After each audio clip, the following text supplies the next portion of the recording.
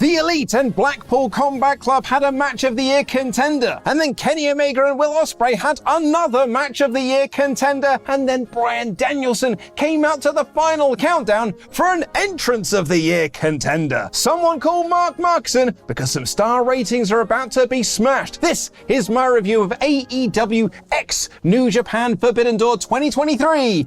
In about 10 minutes now. There's a lot of matches to get through here, so I may go over my 10-minute time limit. I'm very sorry to everyone who is watching this on their phone while having a quick break from work in the toilets. The 0 Hour saw Swerve Strickland and friends pick up a win over Chaos and El Desperado in a fun opener that got the crowd hyped up. Athena advanced in the Owen Hart Cup over Billy Starks. El Phantasmo proved that he was the better Canadian when he picked up a win over fellow Canadian Stu Grayson in their home country of Canada, and Bushi, Shingo Takagi, and Hiromu Takahashi picked up a win over United Empire. Now, there is an argument to be made that 4 matches on the kickoff show is a bit overkill, but they all did a good job in getting the crowd warmed up for the main show, and it got me hyped at home as well, so kudos to all involved. And with Adam Cole being under the weather, his match with Tom Lawler got cut from the card, which meant the show didn't feel as long as it probably could have done, even with 13 matches on the card. Hold on, 13 matches? That's too many. But like being in your house in July of 1998, this card for Forbidden Door was fully loaded.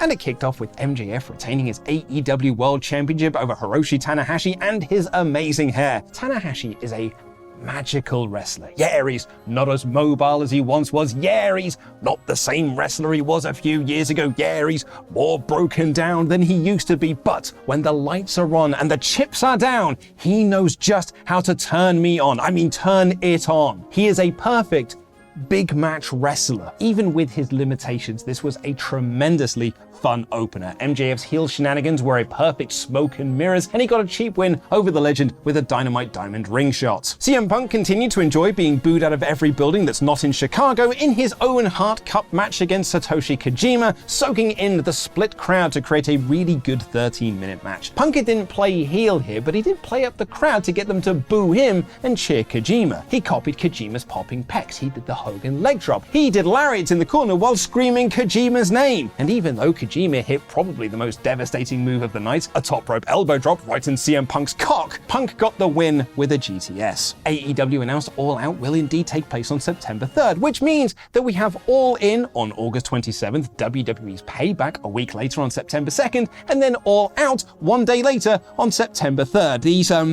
These wrestling companies never think of the poor content creators who have to cover all this shit.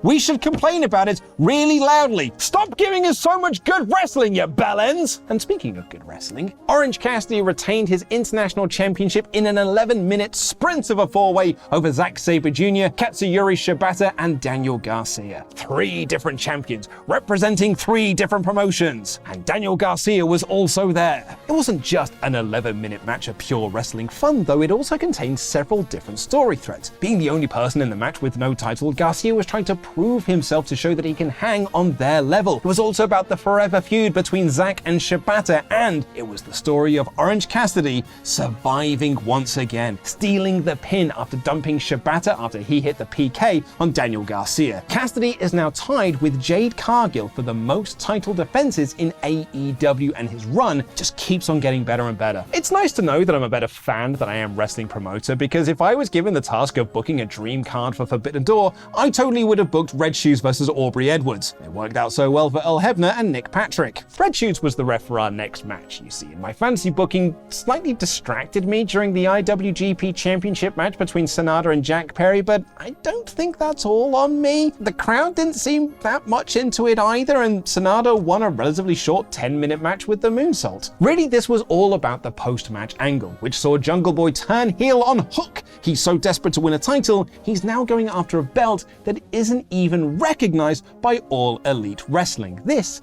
is a fun story. Leading into the show, there were some complaints that Eddie Kingston teaming with the Elite and Tomohiro Ishii to take on Blackpool Combat Club teaming with Konosuke Takeshita and Shota Umino was really just an AEW match with added Ishii and Umino. So the bad guys came out to Mox's Death Rider theme, so I guess they're representing New Japan tonight. The 10 men then had a wild 21-minute brawl that was also full of wonderful high spots and incredible drama. The whole match was built around Eddie and his relationship with Jon Moxley and his hatred for Claudio Castagnoli, highlighted by Mox and Kingston doing the strong style chops, while around them, the Bucks and Hangman Page were doing dives and moonsaults, and perhaps the most emotional bit of the night, Eddie saving Jon Moxley from the Young Bucks super kick party to take the hit for himself. But when it came down to it, Mox did not return the favor and hit Kingston with a cutter at the finish. The walking fridge of a man, Ishii, scored the win with a brainbuster on Wheeler Yuta because, of course, Wheeler Yuta got pinned. It's what he's there for. I loved everything in this match. The action ruled, the characters ruled, and the drama ruled. This is everything I love in pro wrestling, and it's just one of the many reasons that I love Eddie Kingston so much. Having to follow that, Willow Nightingale came up short against Mugatu from Zoolander in a decent TV-esque match that featured all of the usual outcast shenanigans. Look, this was clearly supposed to be Mercedes Moné versus Jamie Hayter, but injuries kept that from happening because the world hates all of us. This was good, and both Toni Storm and Nightingale are great, but the match was nothing that we've not seen before from this division. But then came one of the damnedest things I've ever seen. Will Ospreay won back his IWGP United States Championship from Kenny Omega in an outstanding follow-up to their Wrestle Kingdom match in January. Now, I've been saying since January 4th that no match in all of professional wrestling in 2023 has come within an arse's roar of beating Omega Ospreay from Wrestle Kingdom in terms of being a match of the year contender. It was a flawless,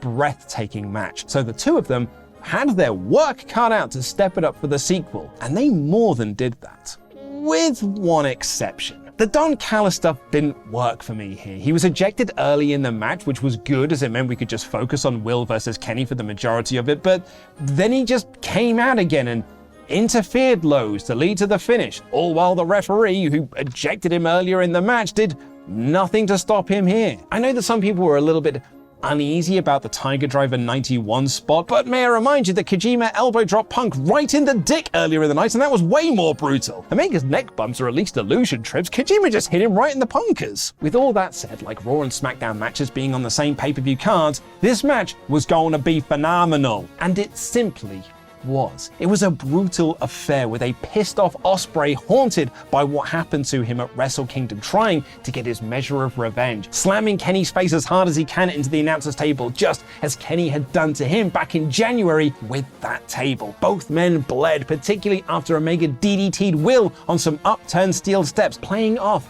the DDT that changed the complexion of their Wrestle Kingdom match. But a lot of the control of this bout went to Will, who battered Omega from pillar to post after a series of submissions that had wore him out. First a sharpshooter and then a slightly uncomfortable crippler crossface. But it was Ospreay's disrespect of the Canadian flag that powered Omega up, hitting a series of V-triggers and getting his foot on the ropes after a screwdriver shot and Stormbreaker. It looked like it was all over when Ospreay hit Kota Ibushi's finish and the one-winged angel, but Kenny Omega kicked out a one because he's the gosh darn best wrestler on the planet, and this match was superb. But there's only so much punishment one can withstand, as another Hidden Blade and Stormbreaker finally put Omega down. An exceptional match that I don't think beat their Wrestle Kingdom match, most because of the Don Callis stuff, but it came real close. Sting, Darby Allin, and Tetsuya Naito beat the Sex God and Minoru Suzuki in a sloppy and very scary trios match. And then came the main event of Bryan Danielson versus Kazuchika Okada, and yes,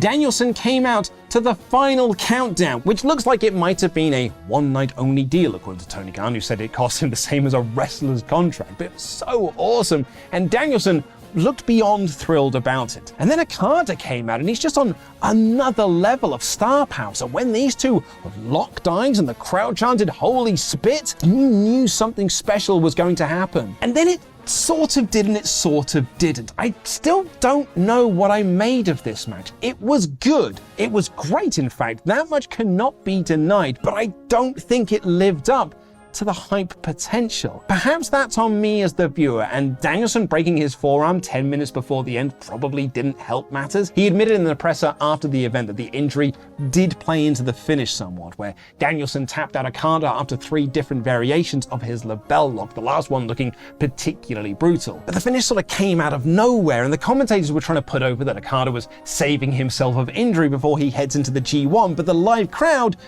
wouldn't have heard that, and they fell somewhat into a stunned silence, a silence that was kind of a lot of, well, we didn't see that finish coming. Perhaps the match needed more time to find that third gear, but it did get nearly half an hour. I've got to think it was the injury. I've also got to think that they are going to wrestle again, so perhaps that was the idea. This feels like it could be a Wrestle Kingdom rematch. But overall, it did not hurt my enjoyment of this show whatsoever, which was pretty much awesome up and down the card. The trios match, the Sanada match, and the women's match had their issues, but everything else delivered, and in some cases, over-delivered. There is no score to give Forbidden Door other than 5 out of 5. Now, myself and Pete Quinnell will be reviewing the show in much more detail later in the WrestleTalk podcast channel, but for now, here is how Pete and the Professor Dan Layton reacted to some of the moments from last night's live reactions. Diving elbow. Stormbreaker one more time. Go for the Stormbreaker again. Oh my god!